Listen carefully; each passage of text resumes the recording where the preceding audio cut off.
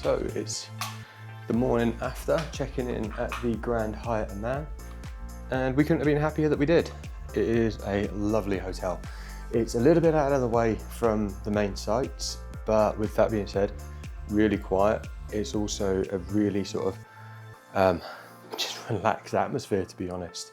You know, downstairs you've got a nice big lobby, nice big restaurant if you want to go there for dinner and for breakfast, albeit it's a little bit on the pricier side, but the rooms are huge and very well soundproofed as well, despite the fact there being some sort of wedding or party outside last night.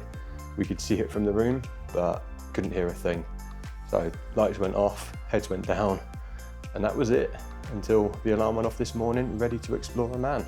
So if you're looking for somewhere a little bit more upmarket, didn't break the bank by any means. It was still relatively well priced, but it's definitely one of the top hotels here in Amman. If you love this look inside the Grand Hyatt Amman, wait until you see what's just outside its doors. Tap to join us as we explore the ancient heart of Amman, from Roman ruins to hilltop views.